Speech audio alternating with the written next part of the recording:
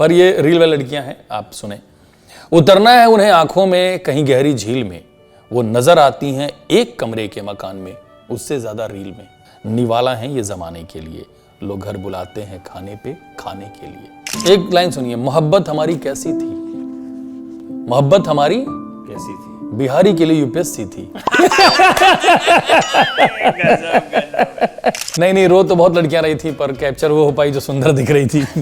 लड़की हर सुंदर होती है, बिल्कुल ठीक है। लड़कियां दो ही तरह की होती हैं, एक अच्छी और एक बहुत अच्छी। भाभी जी नोट करें। कोई क्या कविता पढ़ पाएगा आप? मतलब ऐसे चबी लड़कियां, फैशन में दबी लड़कियां, क्यूट होती हैं चबी लड़कियां। जहां पे कोई नहीं लिखेगा मैं उस पे लिखूंगा, मैं बता रहा हूं। हम लपेट लेते हैं फेम की चादर, हम ओढ़ लेते हैं स्टारडम की छतरी, हम पहन लेते हैं चश्मा चकाचौंध का। लोग देते हैं हमें इज्जत, जितनी देनी है उससे ज्यादा, बहुत ज्यादा। और हम बेशरम बन के मान लेते हैं खुदा अपने आप को। हम मान लेते हैं कि हम हैं राजा और रानी, बाकी सब काम करते हैं राजा रानी के लिए।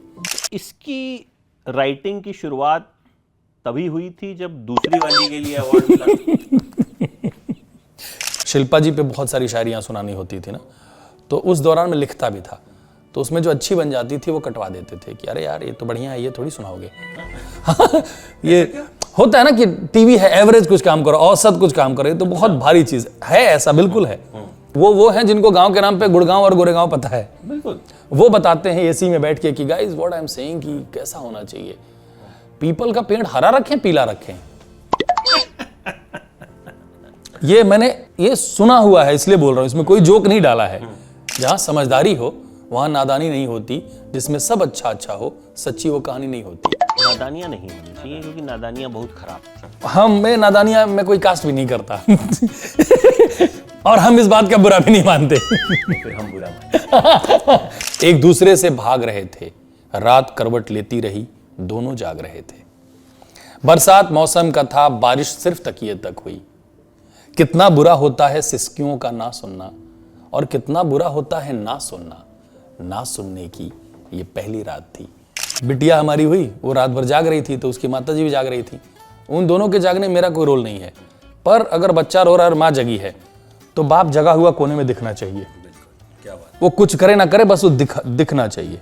कितनी रियायत दूं इश्क में, तू ताउम्र मुझ पे हक जता सके, मेरे सिवा कोई पसंद आए तो मुझे बता सके, इतनी रियायत दूं इश्क में।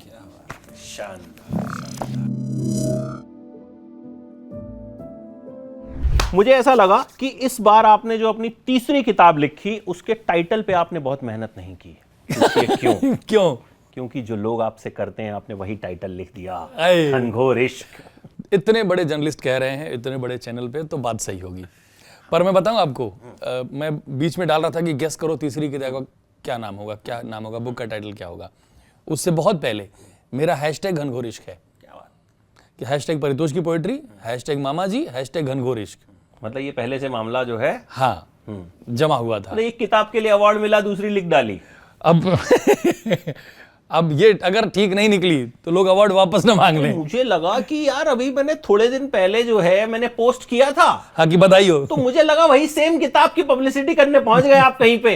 पता चला है तो दूसरी वाली आ गई। हाँ। तो दूसरी नहीं तीसरी, ये देखिए मतलब उतने दिन में दूसरी। पहली थी मन पतंग दिल डोर। वाह क्या बात है।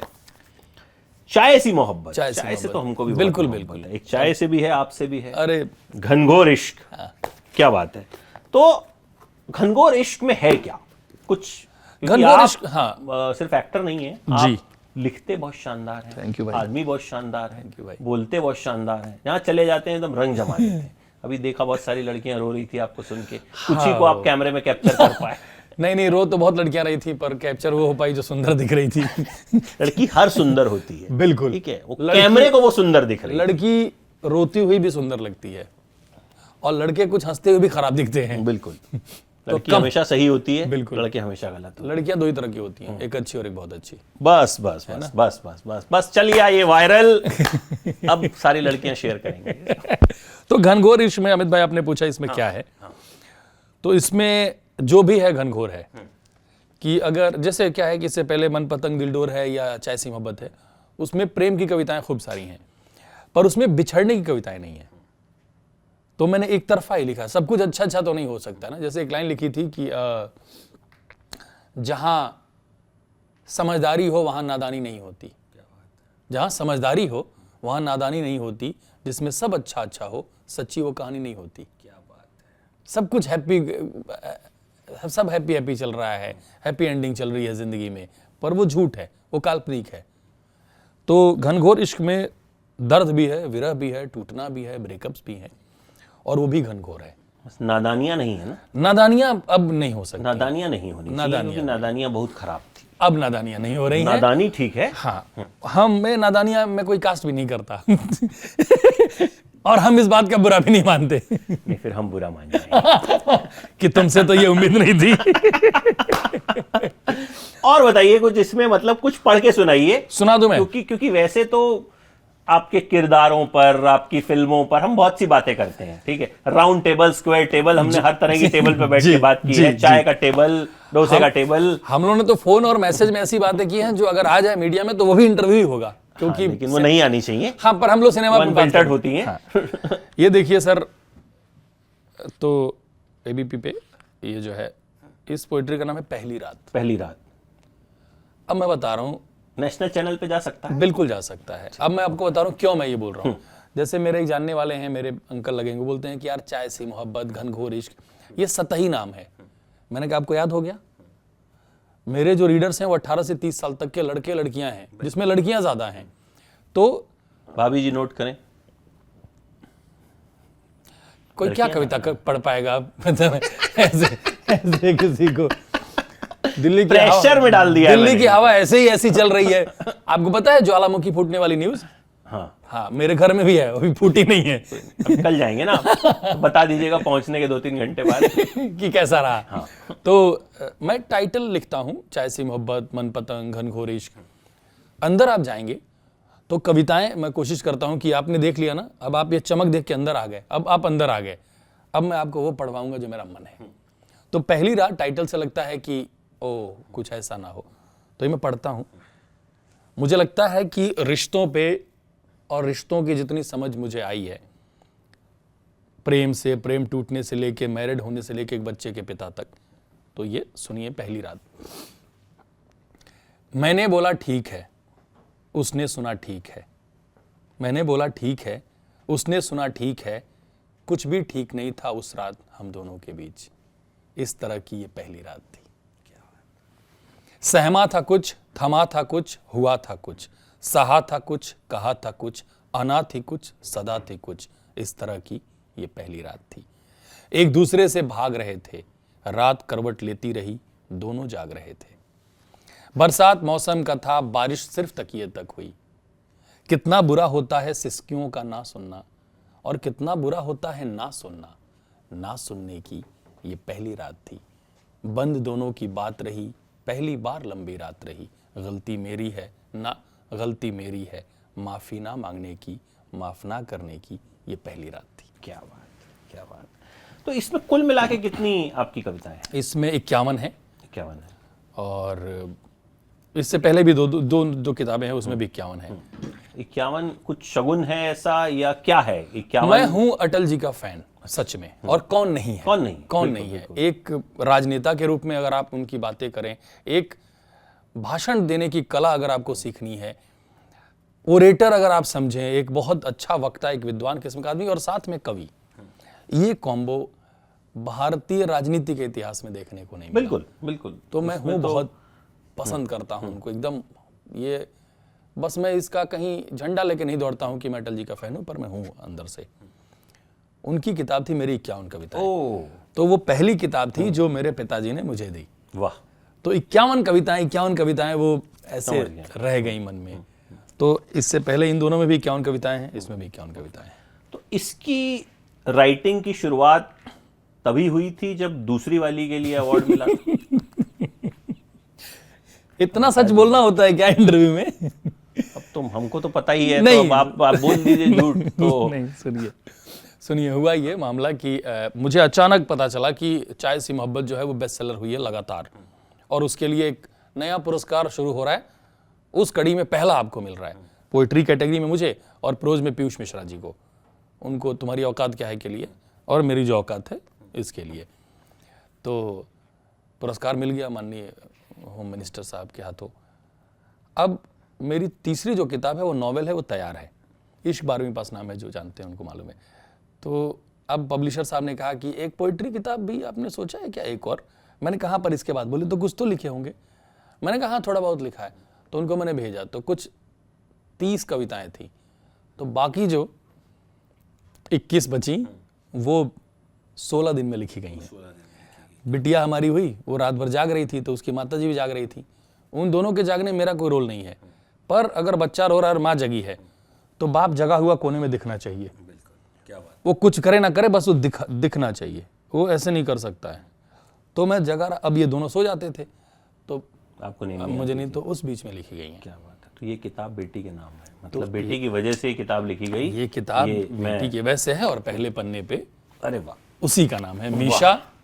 मीशा मेरी बच्ची तुम्हारे लिए। क्या बात है। जब वो इतनी बड़ी हो जाएगी हाँ, कि इसको वो ये बात समझ में आए, पढ़ पाएगी, तो फिर वो ये देखेगी। बहुत खूबसूरत। तो और कोई इस किताब की कविता जो आप रैंडम कोई पन्ना निकालें, अब देखते हैं। और आप लोग भी। तितली। ओफो, माफी। माफी आप पढ़िए। छोटा भाई माफी मांग के बड़ा हो गया, टूटा घर उठ के खड़ा हो गया। वाह, ये तो मुझे लगता है मतलब बहुत ही 2 ही लाइन की कविता है। 2 ही लाइन की कविता है। और आज की तारीख में जो है हम कहते हैं कि मतलब एक छोटा सा सॉरी जो है बिल्कुल बड़ी सारी चीजों को सॉल्व कर देता है। उसमें थॉट ये है भाई कि माफी मांग के छोटा भी बड़ा हो सकता है। बिल्कुल। और अगर वो माफी मांग रहा है तो वो छोटा नहीं है, वो छोटा नहीं, वो बड़ा है। बिल्कुल। तो छोटा भाई माफी मांग के बड़ा हो गया, टूटा घर उठ के खड़ा हो गया। अरे ये बड़ी इंटरेस्टिंग। ये तो आप पढ़ के सुनाइए। रील वाली लड़कियां। ओहो, गौर फरमाइएगा आप। ठीक है, बहुत बढ़िया कविता आ गई है। तो अरे बाई चांस ओफो, रील जनरेशन है तो तो मतलब। अब इसी पे वंशिका ने एक मेरा इंटरव्यू किया था, आपके चैनल की, आपके सहकर्मी हैं। तो उन्होंने हमसे कविता पढ़वाई थी, रील लड़कियां नाम से एक कविता उन्होंने हमसे पढ़वाई थी, और उन्होंने पोस्ट भी किया था। उसका ये पार्ट 2 है, और देख लो संयोग। रील वाली लड़कियां। रील वाली लड़कियां रील वाले लड़के भी होते हैं, ऐसा नहीं है। हाँ, तो तभी तो रील वाली ऊंची एड़ी वाली पैंट पहनते हैं वो। हाँ एकदम। हाँ, कई हाँ, और टाइट। और एकदम गर्लफ्रेंड से 29 रुपए का रिचार्ज कराते हैं। डेट ट्रोलिंग रील वाले लड़के। रील वाले लड़के। पर ये रील वाली लड़कियां हैं, आप सुने। उतरना है उन्हें आंखों में कहीं गहरी झील में, वो नजर आती हैं एक कमरे के मकान में, उससे ज्यादा रील में। एक कमरे के मकान। मुंबई, दिल्ली, बहुत बड़े बड़े शहरों में ऐसा बहुत आम होता है, और हर इंडस्ट्री में बहुत आम होता है, खास करके सिनेमा की दुनिया में। उतरना है उन्हें आंखों में कहीं गहरी झील में, वो नजर आती हैं एक कमरे के मकान में, उससे ज्यादा रील में। सबका मॉर्निंग हो गुड, सबका वीकेंड हो ऑसम, सबसे पहले इनके मैसेज में आता है मानसून, सबसे पहले आता है बारिश का मौसम।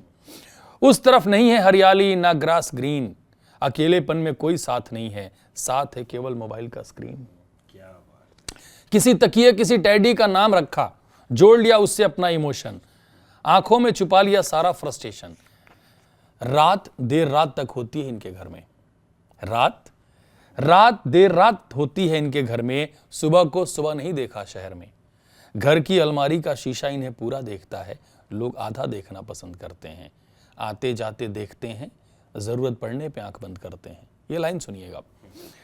आते जाते देखते हैं, जरूरत पड़ने पे आंख बंद करते हैं। ये भूख की मारी लड़कियां कितनी रातें मैगी में गुजारी लड़कियां, ये भूख की मारी लड़कियां कितनी रातें मैगी में गुजारी लड़कियां, मासूमियत का अबॉर्शन करा चुकी हैं कई बार ये कुंवारी लड़कियां। निवाला हैं ये जमाने के लिए, लोग घर बुलाते हैं खाने पे खाने के लिए। क्या बात है। मैगी वालों को अलग से रॉयल्टी देनी चाहिए आपको, है ना? हाँ बताओ। मैं असल में एक ढूंढ रहा था एक चीज। हाँ, मुझे जो मतलब जो कलाकार लिखने वाले हैं ना, हाँ, उनमें सबसे ज्यादा जो मैंने कविताएं सुनी, वो सुनी मैंने धर्म जी की। अच्छा, एक वो बड़ा सुनाइए ना। बोला करते थे, वाह, मोहब्बत आपकी न देती रोशनी अगर मेरे नाम को, बनता कैसे धर्म में आपका, पहुंचता कैसे इस मुकाम। वाह। ये आपको पता है, अगर if I am not wrong, धर्म जी ने ये कविता शायद दर्शकों के लिए तो लिखी ही है, वो दिलीप साहब के लिए बोलते थे कि दिलीप साहब की शख्सियत में वो रोशनी थी कि वहां से थोड़ी रोशनी लेके मैं चमक गया, ये उन्होंने बात बोली है। वो तो खैर दिलीप साहब के तो बहुत बहुत बड़े मुरीद रहे बहुत थे, बड़े। तो उनपे कुछ है मन में कुछ कहने के लिए, धर्म क्योंकि मेरे लिए ना, मतलब मैं आपको बताऊं, नॉर्मली मेरी आदत नहीं है कि मैं किसी से किसी और एक्टर से किसी के बारे में मैं नहीं कभी भी बात करूं। अब धर्म जी किसी तो नहीं है, नहीं धर्म जी जो, हाँ बिल्कुल बिल्कुल। लेकिन उनके साथ एक कभी मिला नहीं मैं सनी पाजी बॉबी से बहुत मिलना रहता है और बहुत इंटरव्यूज भी होते हैं। उनके जब भी आप इंटरव्यू सुनोगे ना, इतना आप कहीं ना कहीं रो पड़ोगे। अब इतना जेन्युइन, इतना कनेक्ट होने इतना वाला। कनेक्ट होते हो आप, जबरदस्त। और वो ये बात मैंने सनी पाजी को इंटरव्यू में, बॉबी को इंटरव्यू बोली है, मैंने कहा भाई मेरा पता नहीं कुछ तो कनेक्शन है, मैं उनकी बातें सुनता हूं ना, मैं इमोशनल हो जाता हूं। बोले वो हैं ही ऐसे। तो कुछ अगर उनपे कुछ आपके शब्दों में कुछ हो जाए कि नकली हंसी बची है, अब असली उल्लास चला गया। नकली हंसी बची है। मैं एक आपका कनेक्शन सुनाता हूं। एक तो वनवास के ट्रेलर लॉन्च पे सनी सर आए थे और नाना साहब थे। तो सनी सर आए और अनिल जी थे। अनिल जी ने धर्म जी के साथ 5 फिल्में की हैं, हुकूमत से लेके अपने बहुत बहुत की, ऐलाने जंग से बिल्कुल, लेकर और अपने तक। यमला पगला दीवाना। हाँ, तो धर्म जी से बहुत क्लोज रहे हैं वो, और सनी सर के साथ भी किया है, बॉबी पाजी के साथ भी किया है। तो मंच पे जब सनी सर आए तो मैंने कहा अनिल सर के बारे में इससे पहले आप कुछ कहें, मैं कहना चाहता हूँ कि लोग फैमिली डॉक्टर रखते हैं, आपने फैमिली डायरेक्टर रखा है। तो सनी पाजी बहुत हंसे थे, और हमारे राइटर हैं सुनील जी, वो बता रहे थे कि धर्म जी को मिलने गए अनिल जी और सुनील जी, तो धर्म जी ने वो वीडियो देखा था, उन्होंने इसकी चर्चा की कि अरे वो लड़का बोल रहा था कि तू फैमिली डायरेक्टर है। तो मुझे इतना अच्छा लगा कि मेरा एक बोला, हाँ यस, अभी आपके सामने बोल रहा हूँ कि मेरा बोला एक पंच और मेरी कही एक बात धर्म जी ने रिपीट की। काश मैं वहां पे होता तो मुझे कैसा लगता, पर आई कैन इमेजिन कि कितना कमाल उन्होंने बोला होगा। ये सुनिए, एक मुझे लगता है जब सिनेमा इंडस्ट्री से कोई बड़ा सितारा चला जाता है, उन सबके लिए कविता है, और अभी धर्म जी के ही समर्पित उनको करते हुए सुनाता हूं कि नकली हंसी बची है, असली उल्लास चला गया। नकली हंसी बची है, असली उल्लास चला गया। पर्दे के इस पार था मैं, उस पार थे वो, पर लगता है कोई खास चला गया। नकली हंसी बची है, असली उल्लास चला गया। पर्दे के इस पार था मैं, उस पार थे वो, पर लगता है कोई खास चला गया। दुनिया की सबसे बड़ी ऊंचाई पे जाना था उनको, इसलिए सितारा सितारों के पास चला गया। क्या बात है, क्या बात है, बहुत शानदार। मुझे लगता कौन सी आपकी फेवरेट है धर्म जी की फिल्म? तो कौन सी नहीं है, कौन सी नहीं है? मतलब वो स्क्रीन पे उनको कहते हैं सबसे हैंडसम आदमी। बिल्कुल तो बिल्कुल, वाकई में मतलब मुझे लगता है वो रेंज भी उनकी बहुत जबरदस्त, कमाल। गुड्डी से लेकर और शोले, चुपके चुपके से लेके शालीमार, कमाल फिल्में उन्होंने जो हैं वो की हैं। मतलब मुझे लगता है मैंने इतनी फिल्में उनकी कितनी बार रिपीट पे देखी हूं। एक मैं आपको सीन सुनाता हूं, सुनिए। ऐसा मतलब कि ओफो, मतलब धर्म जी एक्शन हीरो, ही मैन वाली छवि, लेकिन धर्म जी का जो कोर था ना, वो इतना इमोशनल था। वो लाइफ इन अ मेट्रो में आया है। Life in a metro part 1 में एक सीन आता है जहाँ पे नफीसा जी लेटी हुई हैं बेड पे, और वो डायरी पढ़ रहे हैं, और पढ़ते पढ़ते बोलते हैं कि सुना नहीं जा रहा है, इससे ज्यादा पढ़ा भी नहीं जा रहा है। 2 लाइन, और ऐसा फट के, कमाल कमाल आदमी। परिमल त्रिपाठी, चुपके चुपके। वो मतलब आप उनका कोई किरदार पकड़ लीजिए, मतलब वो आपको इवन जो सीता और गीता, वो उनका भले ही वो हेमा मालिनी की फिल्म थी, लेकिन उनका जो किरदार था वो निकल के आता। गुड्डी, आप सोचिए, गुड्डी फिल्म धर्म जी के स्टारडम पे बनी है। धर्म जी एज धर्म जी, हाँ धर्म जी एज धर्म जी, उसमें आता है धर्मेंद्र एज धर्मेंद्र। उसमें एक और सीन बड़ा अच्छा है जो हम सब के लिए, आप भी कैमरा पर्सन है यहाँ पे जो लोग हैं, हमारी इंडस्ट्री के लिए बात है। उसमें कैसे जो लाइट्स लगती है ना सेट पे, वो लाइट ऐसे टूट के ऐसे बिखरी हुई है, और धर्म जी उसको देखते और बोलते हैं कि ये देखो, मतलब टाइम पे बात होती है कि टाइम कैसे बदलता है, कि इसने कितने चेहरे रोशन किए, आज ये खुद अंधेरे में। वाह, कमाल कमाल फिल्म, कमाल फिल्म। और कोई इस किताब में से ऐसा कुछ जो सिनेमा इंडस्ट्री पे सुनाऊंगा आपको? बिल्कुल बिल्कुल बिल्कुल। ये सुनिए, ये आई होप आप सबके लिए है, ये आप सबके लिए जो भी हैं, शूटिंग की जगह पे जो काम करते हैं, उन सब के लिए है ये। वो चाहे न्यूज़ चैनल हो, चाहे वो टीवी हो, चाहे सिनेमा हो। ये इस पोइट्री से पहले मैं अक्सर बोलता हूँ कि हालांकि किसी भी न्यूज़ चैनल पे मैं पहली बार पढ़ रहा हूँ, ये अपने भीतर के एक्टर को आराम दिला के सिर्फ राइटर ने लिखी है कविता। सुनिए। हम लपेट लेते हैं फेम की चादर, हम ओढ़ लेते हैं स्टारडम की छतरी, हम पहन लेते हैं चश्मा चकाचौंध का। हम लपेट लेते हैं फेम की चादर, ओढ़ लेते हैं स्टारडम की छतरी, हम पहन लेते हैं चश्मा चकाचौंध का। लोग देते हैं हमें इज्जत, जितनी देनी है उससे ज्यादा, बहुत ज्यादा। और हम बेशरम बन के मान लेते हैं खुदा अपने आप को। हम मान लेते हैं कि हम हैं राजा और रानी, बाकी सब काम करते हैं राजा रानी के लिए।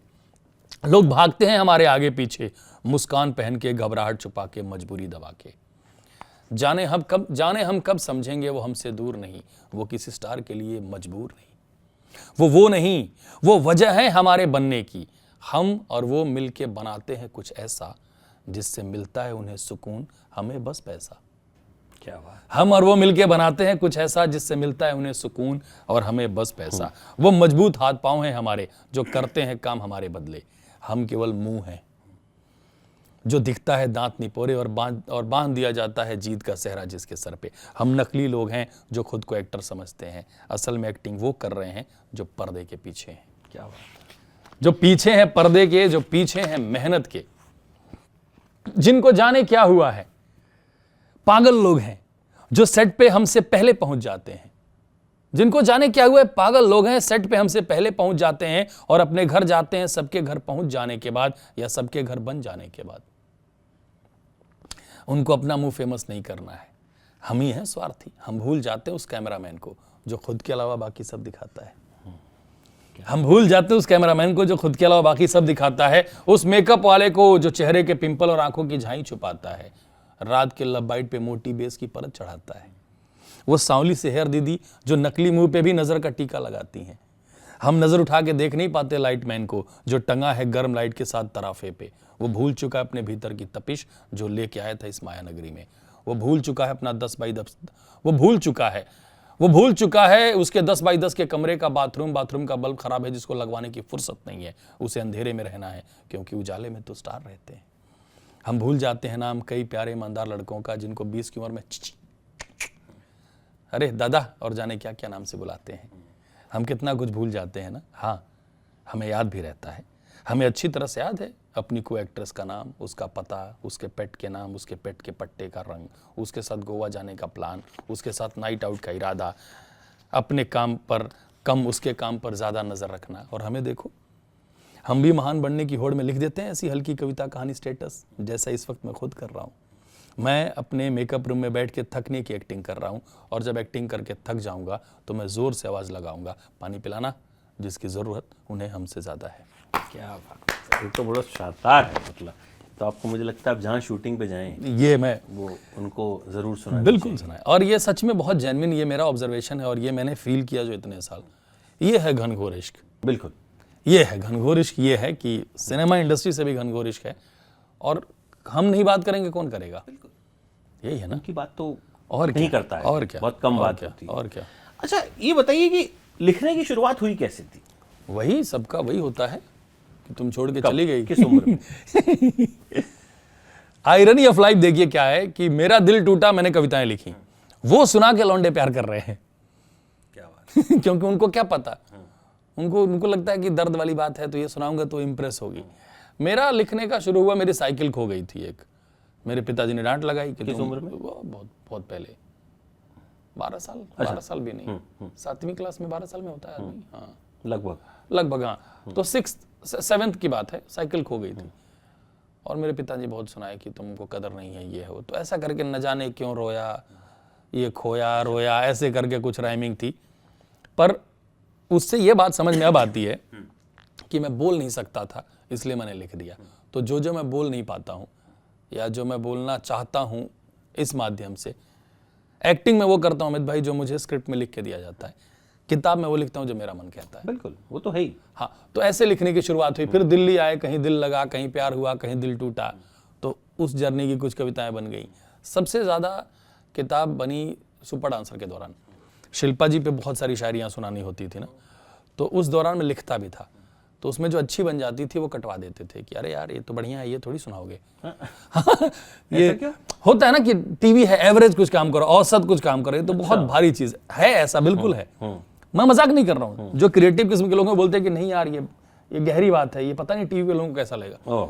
ऑडियंस हमसे बहुत ज्यादा तेज है। बेसिकली वो ऑडियंस को डम समझते थे, हाँ, जबकि ऑडियंस जो ऑडियंस सबसे समझदार होती है। ऑब्वियस बात है, वो हैं जिनको गांव के नाम पे गुड़गांव और गोरेगांव पता है। बिल्कुल, वो बताते हैं एसी में बैठ के कि guys what I am saying कि कैसा होना चाहिए, पीपल का पेड़ हरा रखें पीला रखें। ये मैंने ये सुना हुआ है इसलिए बोल रहा हूं, इसमें कोई जोक नहीं डाला है।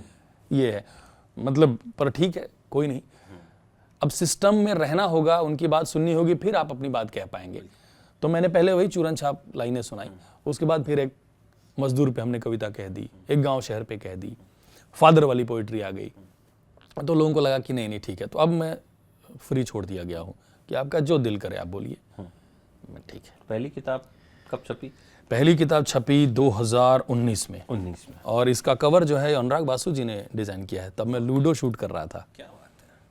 इसका कवर जो है ये अनुराग दादा ने डिजाइन किया लूडो के शूट। इसके पीछे क्या कहानी रही पारितोष भाई? मन पतंग दिलडोर। किसी के साथ प्रेम में थे, उन्होंने कहीं शादी कर ली, ठीक है, तो हमने एक रात में 40 कविताएं लिखी। उसकी रॉयल्टी अब तक आ रही है। हाँ, अब उसी पैसे से मैं चाहता हूं उसके बच्चों को गिफ्ट दूं। वैसे राइटर को रॉयल्टी इतनी आती है कि डाइपर वाइपर ही दे पाएंगे। हाँ, पर हिंद युग में कि कुछ गोल्ड की रिंग दे देंगे। हाँ, पर सबसे बड़ी रॉयल्टी वही है कि कोई आदमी मिलता है ऐसा रैंडम और वो बोलता है कि वो बाप वाली कविता बहुत दिल को छूती है, आज भी स्टेटस पे लगाता हूँ, हो जाए कोई दोनों सुनाता हूँ। बिल्कुल। एक तो ओम जी की थी जो बहुत बड़ी, और एक दूसरी जो पंकज जी ने पढ़ी। पिता रोटी है, कपड़ा है, मकान है, पिता नन्हे से परिंदे का बड़ा आसमान है। पिता रोटी है, कपड़ा है, मकान है, पिता नन्हे से परिंदे का बड़ा आसमान है। पिता है तो घर में प्रतिपल राग है, पिता से माँ की चूड़ी बिंदी और सुहाग है। पिता है तो बच्चों के सारे सपने हैं, पिता है तो बाजार के सब खिलौने अपने हैं। और दूसरी कविता जो मेरी लिखी हुई है, जो बिना आंसू बिना आवाज के रोता है वो बाप होता है। अब तो मैं रिलेट कर रहा हूं ना? बिल्कुल बिल्कुल। जो बिना आंसू बिना आवाज के रोता है वो बाप होता है, जो बच्चों की किस्मत के छेद अपनी बनियान में पहन लेता है वो बाप होता है। सच है, माँ रखती है कोख में 9 महीने, पर 9 महीने जो दिमाग में ढोता है वो बाप होता है। बाप घर में जब सबके नए जूते आते हैं, बाप के तलवे घिस जाते हैं। जो अपनी आंखों में दूसरों के सपने सजोता है वो बाप होता है। बाप निवाला होता है, बाप रखवाला होता है, बाप अपनी औलाद से हार के मुस्कुराने वाला होता है। बाप निवाला होता है, बाप रखवाला होता है, बाप अपनी औलाद से हार के मुस्कुराने वाला होता है। बाप करता है, कहता नहीं, जब बाप समझ में आए तब तक वो पास रहता नहीं। क्या बात, बहुत गहरी। मेरे फादर हैं नहीं, 2017 में पापा एक्सपायर हुए।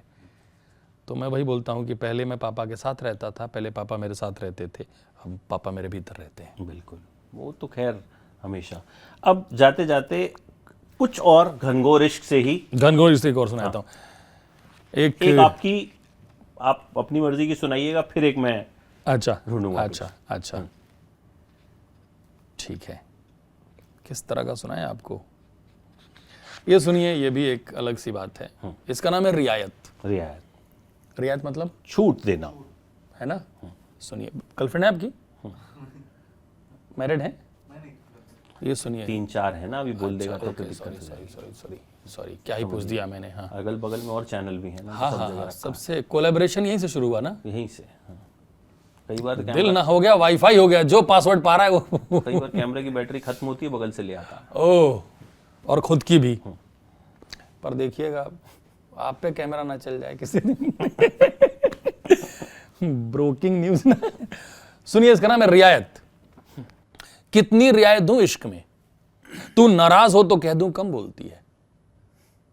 कितनी रियायत दूं इश्क में, तू नाराज हो तो कह दूं कम बोलती है। सच में बुरा हूं मैं, तू कितना झेलती है।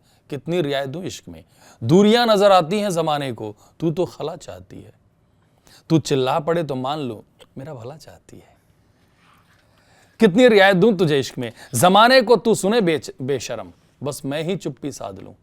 जमाने को सुने तू बेरहम, बस मैं ही चुप्पी साध लूं, छूना मेरा गवारा नहीं तुझे, मैं प्यार के हाथ बांध लूं, कितनी रियायत दूं इश्क में, तू ताउम्र मुझ पे हक जता सके, मेरे सिवा कोई पसंद आए तो मुझे बता सके, इतनी रियायत दूं इश्क में। क्या बात है, शानदार शानदार। लाइए अब ठीक एक है, कुछ ये डाला स्टेटस भाई मैं ढूंढता हूँ। एक बिछड़न नाम से कविता है अपने पास, टाइम तो मैं फटाक से सुनाया अरे था। बिल्कुल टाइम है, आप सुनाइए। पहले आप ढूंढिए, क्या पता वही मिल जाए। नॉन फिल्मी, रुकिए, बिछड़न।